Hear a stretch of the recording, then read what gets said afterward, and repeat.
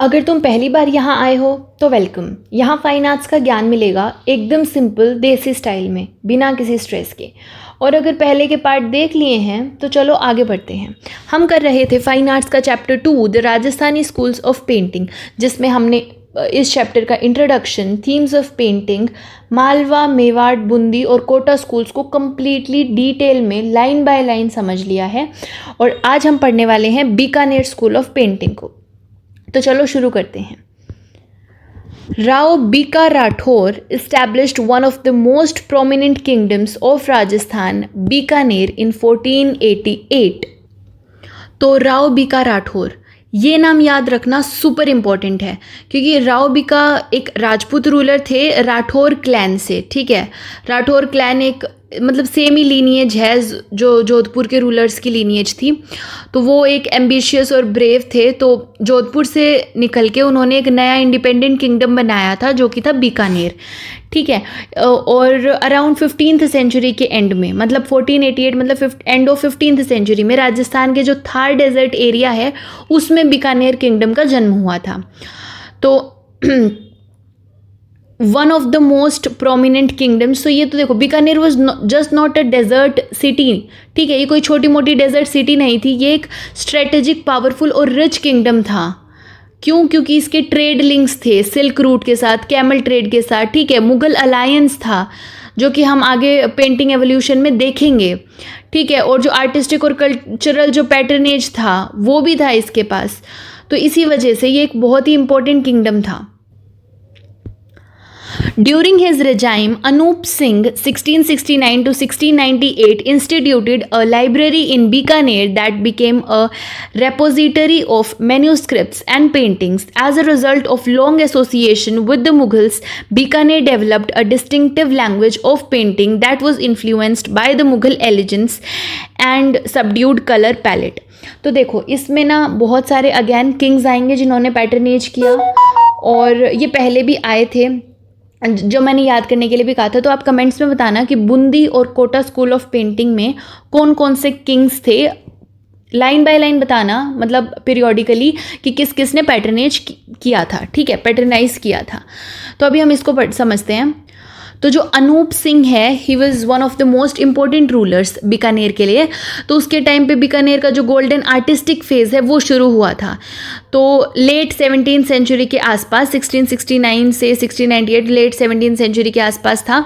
तो इन्होंने क्या किया, राजा अनूप सिंह ने एक बड़ी सी लाइब्रेरी बनवाई थी जिसमें सिर्फ बुक्स नहीं थी, मैन्यूस्क्रिप्ट्स भी थे, पेंटिंग्स भी थी, ये सब कुछ था। तो ये लाइब्रेरी नॉलेज और जो आर्ट का सेंटर है, मतलब नॉलेज और आर्ट का एक सेंटर बन गई थी। जो आर्टिस्ट और स्कॉलर्स थे वो दोनों मिलके इसको एक क्रिएटिव स्पेस बनाते थे। तो इससे जो पेंटिंग का प्रिजर्वेशन है और जो प्रमोशन है वो दोनों हुआ था। ठीक है, और repository of manuscripts and paintings का क्या मतलब है कि रेपोजिटरी का मतलब होता है कलेक्शन या फिर स्टोर हाउस। तो उस लाइब्रेरी में ओल्ड रिलीजियस टेक्स्ट जो हैं, हिस्ट्रीज़ हैं या हैंड रिटन इलस्ट्रेटेड बुक्स हैं, जो कि हमने चैप्टर 1 में पढ़ा था कि क्या होती है हैंड रिटन इलस्ट्रेटेड बुक्स। तो और मिनिएचर पेंटिंग्स, ये सब कुछ थी। ठीक है, और बीकानेर के राजाओं का जो मुगल्स के साथ एक डीप कनेक्शन भी था।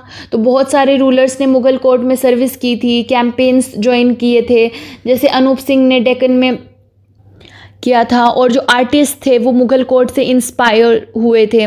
ठीक है, तो जो बीकानेर की पेंटिंग स्टाइल एक मतलब इनका एक अलग ही अपना यूनिक अंदाज डेवलप हुआ था। ये कोई मुगल की कॉपी नहीं कर रहे थे, लेकिन इनका क्या था कि देखो, मुगल प्लस राजपूत प्लस बीकानेरी, तो ये एक फ्यूज़न था इनका, ये स्टाइल था इनका। ठीक है, तो मुगल पेंटिंग्स किस चीज़ के लिए जानी जाती थी? रियलिज्म के लिए, सॉफ्ट कलर टोन्स के लिए, कि ना तो ज़्यादा ही डार्क रेड है ना ही बहुत ज़्यादा येलो है, mostly muted greens, blues, browns, इस तरह के कलर होते थे। तो एलिगेंस होता था फिगर ड्राइंग में, एक्सप्रेशंस होते थे, नेचर डिटेलिंग होती थी। तो बीकानेर आर्टिस्ट ने इस चीज़ को अडॉप्ट कर लिया ताकि उनका जो काम है वो और ज़्यादा डेलिकेट और रॉयल लगे, ज़्यादा ड्रामेटिक ना लगे। तो ये एक पेंटिंग है जिसमें है Krishna playing flute surrounded by cows, और ये बीकानेर की है, नेशनल म्यूजियम में स्टोर्ड है। तो यहाँ हमें कौन दिख रहे हैं, यहाँ पे ब्लू कलर में ब्लू बॉडी में डिवाइन लवर कृष्णा हैं जो कि लोटस के ऊपर खड़े हुए हैं। ठीक है, लोटस सिंबल होता है प्योरिटी का, और ये अपनी जो बांसुरी है उसको बजा रहे हैं, फ्लूइड बजा रहे हैं, फुल ऑफ पीस, रिदम और डिवोशन का ऐसा लग रहा है। और जो कृष्णा है वो काउ हर्ड है, मतलब गोपाल हैं, और डिवाइन म्यूजिशियन है। ये दोनों चीज़ें यहाँ दिखाई गई हैं। लोटस से हमें डिवाइन बर्थ, प्योरिटी और भक्ति का दिखाया गया है। जो सराउंडिंग एलिमेंट्स हैं वो जैसे काउ हैं कृष्णा के अराउंड, तो ये एक सिंबल है वृंदावन का, लव का, कृष्णा के चाइल्डहुड एज गोविंद का। पेस्टोरल बैकग्राउंड है क्योंकि वाइड ऑफ जो ओपन फील्ड्स हैं, हट्स, ट्रीज़, ये सब कुछ है। ठीक है, यहाँ पे दिख रहे हैं ना हट्स और ट्रीज़ और जो फील्ड है वो सब कुछ। ठीक है, तो इस पेंटिंग में क्या है कि ये फ्यूजन है राजपूत भक्ति का, राजपूत में भक्ति का होता था, मुग़ल की जो फाइन ईज़ है उसका, कृष्ण भक्ति जो है वो राजपूत सेंटीमेंट का एक कोर है, और पेंटिंग की जो फाइन ईज़ है मतलब बिल्कुल सिंपल सी पेंटिंग है, ये प्योर मुग़ल ट्रेनिंग है। तो इनका जो बैलेंस्ड कॉम्पोजिशन है, मतलब जो सीन है उसको डिवाइड किया गया है, जैसे फोरग्राउंड है, मिडिल ग्राउंड है और बैकग्राउंड है, इस तरीके से किया हुआ है ना डिवाइड। तो ये एक मुग़ल स्टाइल है। कलर्स हैं जैसे उनको soft yellow, green, white, muted pink, इस तरह के कलर हैं। ये बीकानेर की सबड्यूड पैलेट थी, और कोई भी टेक्स्ट नहीं है। पूरी जो कहानी है, मतलब जो पूरी कहानी वो ये पेंटिंग ही बोल रही है कि कृष्ण है, काओज, नेचर, विलेज, सब कुछ प्रेजेंट किया गया है। डबल परसेप्शन है कि पहले कृष्ण देखेंगे, ध्यान से देखोगे तो हमें पूरा फिर विलेज भी दिखेगा, लाइफ नरेटिव भी दिखेगी जो पूरा बैकग्राउंड में चल रहा है ना। तो यहाँ पे मेन चीज़ क्या है कि बीकानेर स्कूल में कृष्ण भक्ति और मुग़ल इन्फ्लुएंस दोनों दिखाए गए हैं। तो इसके थीम्स में दोनों चीज़ें हैं। डिवाइन भक्ति दिखाई गई है कृष्ण को लोटस पे दिखा के। ठीक है, उसके बाद ये है नेक्स्ट पेंटिंग जिसमें Krishna supporting mount Govardhan by Shahdin, Bikaner, 1690, British Museum London में ये स्टोर्ड है। इसमें क्या है, तो इसमें देखो सबसे पहले तो हम देखेंगे कृष्ण को कि ब्लू बॉडी है, एक हाथ ऊपर है, माउंट गोवर्धन को एक सिंगल फिंगर से इन्होंने उठाया हुआ है। तो बचपन से हम सुनते आ रहे हैं कि गोवर्धन लीला के बारे में तो सभी ने सुना होगा, तो यहाँ उसी को पेंटिंग के फॉर्म में बना दिया गया है।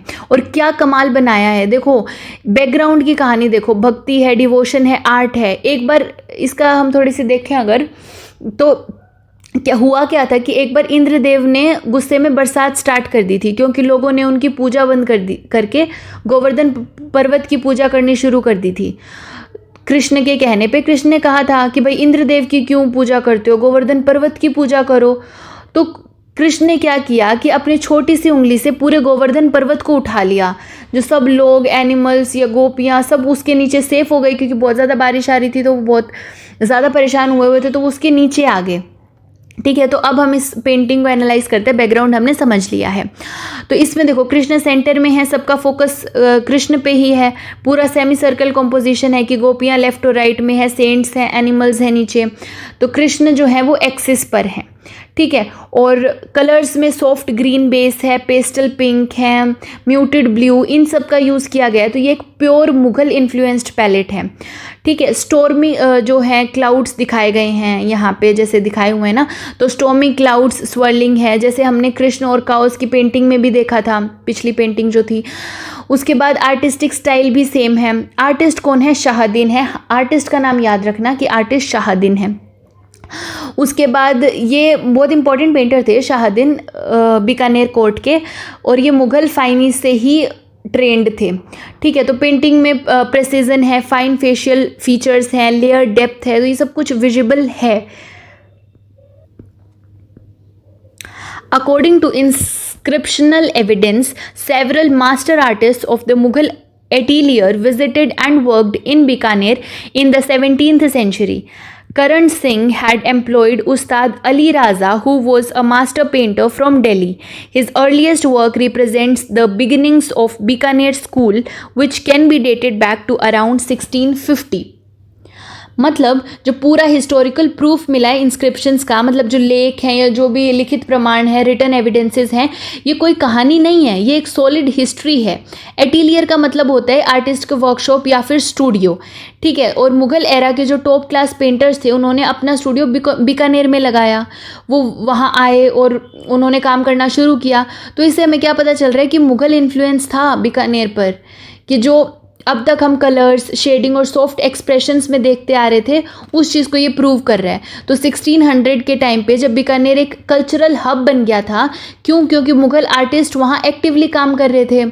और जो करण सिंह है, जो बीकानेर के रूलर थे, उन्होंने दिल्ली से एक टॉप मुगल आर्टिस्ट को भी हायर किया था जिसका नाम था उस्ताद अली राजा, ठीक है। यही एक माइलस्टोन मोमेंट बन गया था बीकानेर पेंटिंग के लिए। यहीं से बीकानेर स्कूल का जो रियल प्रोफेशन है वो स्टार्ट होता है, ठीक है। उस्ताद अली राजा ने जो फर्स्ट पेंटिंग लिखी थी ना, जो फर्स्ट वर्क था इनका, बीकानेर में बनाई थी, जो अपनी फर्स्ट पेंटिंग्स थी, उन्हीं से जो बीकानेर स्कूल का स्टाइल और आइडेंटिटी है वो इवॉल्व हुई थी, ठीक है। क्या था उनमें मुगल स्टाइल का फाइनीस था, बैलेंस्ड कॉम्पोजिशंस थे, कंट्रोल्ड कलर्स, स्पिरिचुअल और रोमांटिक थीम्स थे, ठीक है। तो क्लियर ये है कि बीकानेर स्कूल की जो ऑफिशियल बर्थ है वो अराउंड 1650 में हुई थी। मुगल इन्फ्लुएंस के अंडर था क्योंकि उस्ताद अली राजा ने काम किया था, ठीक है। In the reign of Anup Singh, Ruknuddin, whose ancestors came from Mughal court, was the master artist, whose style was an amalgamation of the indigenous idiom with Deccani and Mughal conventions. He painted significant texts such as the Ramayana, Rasika Priya, and Durga Satpati. Ibrahim, Nathu, Sahibdin, and Isa were other well-known painters in his atelier. तो अभी हमने क्या देखा था? अभी हमने देखा कि करण सिंह के टाइम पे जो मुग़ल से पेंटर आया था, ही वाज उस्ताद अली राजा। और अब हम देख रहे हैं कि अनूप सिंह के टाइम पे भी कुछ पेंटर्स आए थे। अनूप सिंह के टाइम पे कौन कौन से पेंटर आए थे? जैसे एक तो आया रुकनुद्दीन, और यहाँ इब्राहिम, नाथू, साहिबुद्दीन और ईसा। तो जो रुकनुद्दीन हैं ये मुग़ल आर्टिस्ट के, मतलब इनके जो एंसेस्टर्स थे वो मुग़ल कोर्ट में ही काम करते थे। तो नेचुरली जो मुग़ल फाइनीज है, एलिगेंस है, प्रोफेशनलिज्म है, उसके काम मतलब जो रुकनुद्दीन के काम है उसमें वो दिखता है, ठीक है। अमेलगमेशन का क्या मतलब होता है? मिलाना। इंडिजीनस ईडियम का मतलब है local Rajasthani styles. Deccani conventions का मतलब है जैसे हैदराबाद और गोलकोंडा की colourful fantasy like painting style थी वो। तो रुकनुद्दीन का काम एक फ्यूज़न था 3 बड़े इन्फ्लुएंसेस का। कौन कौन से 3 बड़े इन्फ्लुएंसेस? एक तो हो गया राजस्थानी ट्रेडिशनल, ठीक है, राजस्थानी ट्रेडिशनल हो गया। एक डेकनी ग्लैमर, ठीक है, डेकनी ग्लैमर भी हो गया, और जो मुग़ल एलिगेंस है वो भी। इन सब का फ्यूज़न था रुकनुद्दीन का जो काम था। दैट्स वाई जो बीकानेर पेंटिंग है अनूप सिंह के अंडर वो सोफिस्टिकल लेकिन रूटेड थी, ठीक है। उसके बाद हमने छोड़ दिया कुछ, हाँ। तो जो ये रुकनुद्दीन हैं इन्होंने अलग अलग थीम्स पर जो है वो पेंटिंग्स बनाई थी, जैसे रामायण, एपिक और डिवोशनल एक्शन सब कुछ है उसमें। रसिका प्रिया है जो केशव दास ने लिखी थी, याद रखना, इसे हमने पहले पढ़ा है कि रसिका प्रिया केशव दास ने लिखी थी, उसके ऊपर भी पेंटिंग्स बनी। उसके बाद दुर्गा सप्तशती जो है, शक्ति की जो वर्शिप होती है, गॉडेस दुर्गा की विक्ट्री की जो स्टोरीज़ हैं उनके ऊपर। तो ये हमें दिखाते हैं कि बीकानेर पेंटिंग सिर्फ कोर्ट सीन्स नहीं थे लेकिन डीपली डिवोशनल थी, नरेटिव बेस्ड, और जो पोइटिक है वो सब कुछ। तो इसने एक पूरा स्पेक्ट्रम ऑफ इमोशन, जो लव, डिवोशन, वॉर और पावर, सब कुछ कवर किया था। उसके बाद एटीलियर का मतलब होता है वर्कशॉप। तो रुकनुद्दीन अकेला नहीं था, उसके स्टूडियो में कुछ और भी बड़े आर्टिस्ट थे, जैसे इब्राहिम है, नाथू है, साहिबुद्दीन है, ईसा है, ये सब कुछ थे। एक चीज़ याद रखना है, साहिबुद्दीन ये नाम हमने मेवाड़ ट्रेडिशन में भी पढ़ा था, लेकिन ये अलग है, ठीक है। मेवाड़ और साहिबुद्दीन में अलग अलग हैं ये जो मेवाड़ और जो बीकानेर है इसमें ये दोनों अलग अलग साहिबुद्दीन हैं। तो इन सब आर्टिस्ट ने मिलके जो बीकानेर आर्ट है उसको एक फुल फ्लेज्ड इंस्टीट्यूशन बना दिया था, ठीक है। A prevailing practice in Bikaner was to set up studios called Mandi, where a group of artists worked under the supervision of a master artist. From inscriptions, it can be gathered that Ruknuddin Ibrahim and Nathu managed some of these professional studios. Several mandis existed in Anup Singh's reign. तो देखो, मंडी का मतलब होता है कि यहाँ market या बाज़ार नहीं है. हम तो जैसे मंडी को मार्केट या बाज़ार समझते हैं, इसमें मार्केट या बाज़ार नहीं है. ये एक प्रोफेशनल पेंटिंग वर्कशॉप को कहा जाता था मंडी. तो मल्टीपल पेंटर्स जो हैं वो एक ही जगह पे पेंटिंग्स बनाते थे. उसमें जो मास्टर आर्टिस्ट होता था, जैसे रुकनुद्दीन है, उसको गाइड और सुपरवाइज करता था, उन सभी लोगों को सुपरवाइज करता था. तो it was like an art factory, ठीक है, जहाँ पे एक बॉस है, असिस्टेंट है और उनका टीम वर्क है. ठीक है, जस्ट लाइक हमने देखा था ना मुगल एटिलियर्स या फिर जो मेवाड़ के साहिबदीन लेड वर्कशॉप मॉडल थी, उसमें भी ऐसे ही था. ठीक है, तो हमने पहले पढ़ा था कि इन तीनों बड़े आर्टिस्ट जो थे उनके बारे में, हमने तीनों के बारे में पढ़ा था. तो ये बॉस भी थे, मतलब अपनी अपनी मंडी के ये बॉस भी थे. रुकनुद्दीन इब्राहिम और जो नाथू है वो इंडिपेंडेंट क्रिएटिव डायरेक्टर्स थे पेंटिंग वर्ल्ड के, कि इनके पास जो है वो चेलास थे, असिस्टेंट्स थे, उनकी पूरी एक टीम थी. ठीक है, तो यहाँ पे ऐसे नहीं था कि एक इंसान है वो पेंटिंग कर रहा है, ये पूरा स्ट्रक्चर्ड आर्ट इकोसिस्टम था.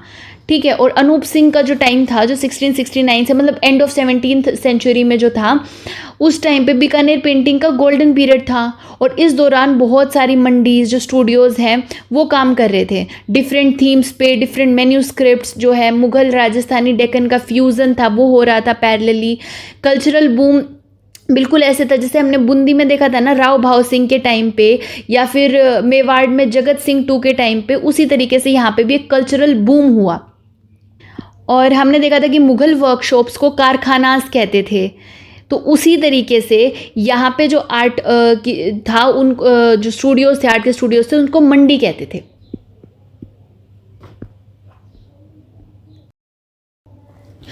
On the completion of a painting, the court archivist entered the name of the master artist and the date behind the painting. This practice resulted in the name of the master artist being inscribed on works of his pupils, who may not be painting in the same style as the master. तो जब ये paintings complete हो जाती थी तो court के जो record keeper है, आर्चिविस्ट कौन होता है जो रिकॉर्ड कीप करता है, उसके पीछे मास्टर आर्टिस्ट का नाम और डेट लिखता था. ये नाम मोस्टली उस मास्टर आर्टिस्ट का होता था जो स्टूडियो का हेड था, चाहे पेंटिंग किसी ने बनाई हो. एग्जाम्पल देते हैं, जैसे रुकनुद्दीन के जो मंडी है उसमें अगर कोई जूनियर आर्टिस्ट लाइक नाथू या इब्राहिम ने पेंटिंग बनाई तो तो नाम लिखा जाएगा रुकनुद्दीन का, क्योंकि वो हेड था स्टूडियो का. तो इस तरीके से, तो ये सिस्टम का फ़ायदा क्या था कि ब्रांडिंग मिलती थी किसको, मास्टर को ब्रांडिंग मिलती थी, स्टूडियो की रेप्यूटेशन बढ़ती थी. नुकसान क्या था कि स्टूडेंट्स का अपना स्टाइल आइडेंटिफाई नहीं हो पाता था. इस वजह से कई आर्ट वर्क्स जो है जिन्होंने बनाए हैं उनका असली नाम एनोनिमस रह गया या फिर गलत एट्रीब्यूशन हो गया. एग्जाम्पल देते हैं, जैसे अगर कोई student Mughal plus Deccani style में कुछ नया ट्राई करे, फिर भी उसकी पेंटिंग्स के पीछे लिख दिया जाए रुकनुद्दीन 1680, तो कन्फ्यूज़न हो जाता है कि ये पेंटिंग मास्टर ने बनाई थी या फिर स्टूडेंट ने बनाई थी. ठीक है, However, it becomes evident from these entries that the master artist would occasionally put finishing touches to the paintings. The term used for this was gudarai, literally meaning to lift. तो जो master artist का काम क्या होता था, master artist का काम होता था सिर्फ सुपरवाइज करना. इसके अलावा भी काम होता था, सिर्फ सुपरवाइज करना नहीं होता था कि कुछ खास पेंटिंग्स पर आखिर में वो अपना मैजिकल टच देता था, जिसे हम कहते हैं ना कि डिटेलिंग करता था. ठीक है, फाइनल टच, उसको हम कहते थे गुदराई. ठीक है, गुदराई कहा जाता था. ये वर्ड का जो लिटरल मीनिंग होता है वो होता है लिफ्ट करना, जैसे किसी चीज़ को लेवल अप करते हैं उस तरीके से. ठीक है, तो गुदराई का जो आर्टिस्टिक मतलब है वो है कि जब कोई स्टूडेंट पेंटिंग बनाता था तो मास्टर आर्टिस्ट आखिर में उसमें शेडिंग कर देता था, डिटेलिंग कर देता था, या जो हाईलाइटिंग वगैरह है वो ऐड कर देता था ताकि पेंटिंग में जान आ जाए. तो इस प्रोसेस में मास्टर आर्टिस्ट ने पेंटिंग को एक न्यू लेवल पे अपलिफ्ट कर दिया, इसलिए उसे गुदराई, लिफ्ट करना कहते थे. ठीक है, apart from its activities of making new miniatures, the studio was entrusted with the task of marammat or repairing and making knuckles of older works. तो देखो, स्टूडियो में सिर्फ नए मिनिएचर्स ही नहीं बनते थे, उनका मतलब स्टूडियो का काम होता था कि जो ओल्ड पेंटिंग्स हैं उनकी मरम्मत करना, यानी रिपेयर, रीस्टोर और उनको दोबारा से ज़िंदा करना, और नकल बनाना, यानी जो पुराने मास्टरपीस के जो पेंटिंग्स हैं उनकी एग्जैक्ट कॉपीज़ प्रिपेयर करना। ठीक है, तो मरम्मत का मतलब हमें पता ही है कि रिपेयर करते हैं जो हम ओल्ड पेंटिंग्स को, और नकल का जैसे नकल बनाते हैं, ओरिजिनल पेंटिंग्स की डुप्लीकेट बनाते हैं। क्यों बनाते थे? ताकि जो ताकतवर पैटर्न्स हैं उनके लिए, कि एक ही पेंटिंग की कॉपीज़ उनके दूसरे महलों या फिर कोर्ट्स के लिए बनती थी। आर्ट स्टूडेंट्स को सिखाने के लिए कि नकल बनाना एक ट्रेनिंग मेथड भी होता था।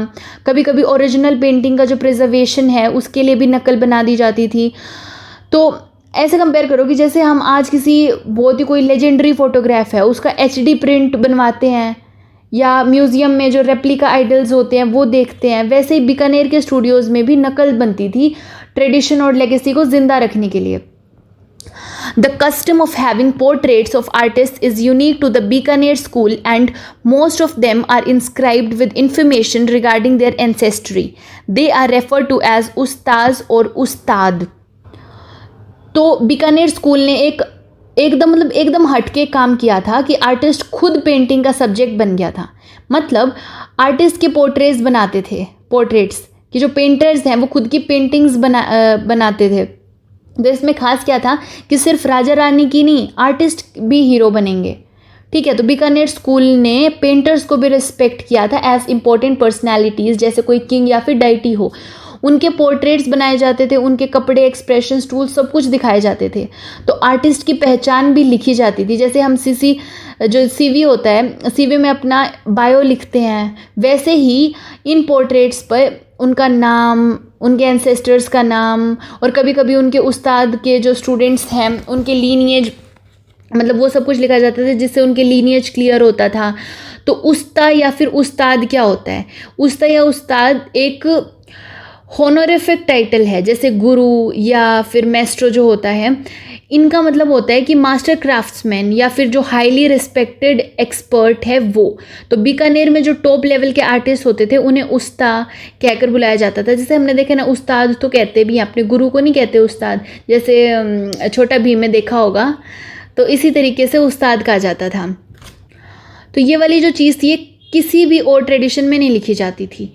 ठीक है, ना तो मुग़ल स्कूल में थी, ना राजस्थान स्कूल में थी, मेवाड़ मतलब राजस्थान के किसी भी और सब स्कूल में थी। सिर्फ बीकानेर स्कूल ने अपने पेंटर्स को इतना सम्मान दिया था कि उनकी तस्वीर बनाई और उनका हिस्ट्री लिखा गया था।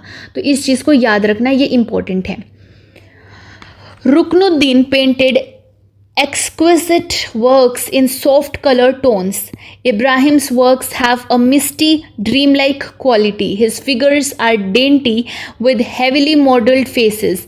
His studio appears to be most prolific as his name occurs on different sets of Baramas, Ragmal and Rasika Priya. तो रुकनुद्दीन का जो ब्रश चलता था ना, उससे ऐसे लगता है जैसे हवा की तरह चल रहा है, कि बिल्कुल सॉफ्ट, डेलिकेट, सुकून देने वाले कलर्स होते थे। सॉफ्ट कलर टोन्स का मतलब है कि कोई चटक मटक सा कलर नहीं है, कोई ब्राइट रेड येलो कलर नहीं था। तो बीकानेर का जो मुग़ल इन्फ्लुएंस्ड सटल स्टाइल था उसे रुकनुद्दीन ने अपने उसमें इंक्लूड किया था अपनी पेंटिंग में।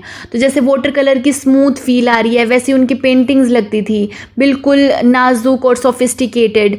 जो इब्राहिम है, इब्राहिम का ड्रीम वर्ल्ड का पेंटर था। इब्राहिम को आप ऐसे ही याद रखो कि वो एक ड्रीम वर्ल्ड का पेंटर था।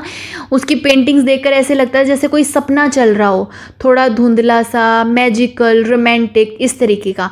मिस्टी ड्रीम लाइक क्वालिटी, मतलब पेंटिंग्स में हल्की सी धुंध या सॉफ्ट आउटलाइंस, ड्रीमी एक्सप्रेशन होता था। फिगर्स जो बनाए जाते थे वो डेंटी थे, यानी नाजुक और ग्रेसफुल थे। फेसेस को मॉडल की तरह डिटेल से बनाते थे, चिक बोन्स बनाई, आईज, आईब्रोज, सब कुछ हाईलाइट कर दिया। इब्राहिम का जो स्टूडियो था वो सबसे ज़्यादा प्रोलिफिक था। मतलब इब्राहिम के स्टूडियो एकदम ब्लॉकबस्टर था। हर थीम पर पेंटिंग्स मिली हैं उसके नाम से जो मिली हैं। तो उसके नाम से कौन कौन से सेट मिलते हैं? जैसे 12 मास, जो 12 महीने का जो मूड और नेचर दिखाता है वो। रागमल पेंटिंग्स है, म्यूज़िकल मूड्स जो थे राग और रागिनी के। रसिका प्रिया है जो लव इमोशंस के, जो पोइटिक इलस्ट्रेशंस थी। तो ये सब मेजर थीम्स हैं जो हमें मालवा और बूंदी स्कूल में हम पहले पढ़ चुके हैं। तो इसमें आपको एक चीज़ नोट करने वाली है कि बीकानेर में मुग़ल स्टाइल का मिलन plus regional style plus individual artist का ड्रीम लाइक टच, जो कि इब्राहिम का यूनिक स्टाइल था। ठीक है, तो रुकनुद्दीन ने बीकानेर की एलिगेंस दी थी, इब्राहिम ने उसमें अपने सपने जोड़ दिए। उनकी पेंटिंग से एक तरफ से मतलब काम और बैलेंस दिखती है, और दूसरी ही तरफ से इमेजिनेशन और पोइट्री। और इसीलिए जो बीकानेर का स्टाइल है वो सिर्फ रॉयल नहीं था, सेंसिटिव और सोलफुल भी था। ठीक है, अकाउंट्स फ्रॉम बाहीज Royal Archival day-to-day diaries and numerous inscriptions on Bikaner paintings make it one of the best documented schools of painting. Inscriptions in Marwadi and occasionally Persian reveal the names of artists and dates, and in some cases even the place of production and occasions for which the works were commissioned. तो बाहीज का क्या मतलब होता है? Royal diaries, जो एक solid evidence था। बाही यानी रॉयल डायरी। बीकानेर के राजाओं के जो रोज़ के काम थे उनको रिकॉर्ड किया जाता था, उनका रिकॉर्ड लिखा जाता था कि in day to day diaries में आर्टिस्ट के काम का जो भी जिक्र होता था, क्या बनाया, कब बनाया, किस इवेंट के लिए बनाया, ये सब कुछ लिखा होता था। तो इससे हमें पता चलता है कि बीकानेर पेंटिंग्स रैंडमली नहीं बनती थी, सब रिकॉर्डेड और प्लान्ड होता था। इंस्क्रिप्शंस जैसे आर्टिस्ट के सिग्नेचर स्टैम्प, मतलब पेंटिंग्स के ऊपर लिखी होती थी, कोई भी मारवाड़ी या कभी कभी पर्शियन में छोटी सी कुछ भी लिखा होता था, कोई लाइन लिखी होती थी, उसको इंस्क्रिप्शंस कहते हैं, जिसमें आर्टिस्ट का नाम हो सकता है कि रुकनुद्दीन है, इब्राहिम है, ईयर हो सकता है जैसे 1690 CE है, लोकेशन हो गया कि बीकानेर दरबार या जो मंदिर स्टूडियो है, इस तरीके से। ओकेजन लिखी होती थी कि कोई शादी है, तीज, दरबार की डेकोरेशन है, सब कुछ। तो ये सब मिलके पेंटिंग की एक फुल बायोग्राफी बना देते हैं कि हमें सब कुछ पता है, कौन, कहाँ, कब, क्यों, सब कुछ। ठीक है, तो इसीलिए बीकानेर बेस्ट डॉक्यूमेंटेड था, क्योंकि और जितने भी स्कूल्स थे जैसे मालवा, बूंदी में सिर्फ विजुअल क्लूज होते हैं, पर बीकानेर में लिखित प्रूफ भी होता था, रिटन प्रूफ भी होता था। इवन जो आर्ट हिस्टोरियंस हैं उनको भी बीकानेर स्कूल बहुत अच्छा लगता है, क्योंकि वो उनको एग्जैक्ट फैक्ट्स देता है, कोई भी गेस वर्क की नीड ही नहीं होती। ठीक है, तो यहाँ पे हमने बीकानेर स्कूल ऑफ पेंटिंग को भी कवर कर लिया। नेक्स्ट वीडियो में हम किशनगढ़ स्कूल ऑफ पेंटिंग को कवर करेंगे। तब तक इसको रिवाइज करके आना। Thank you.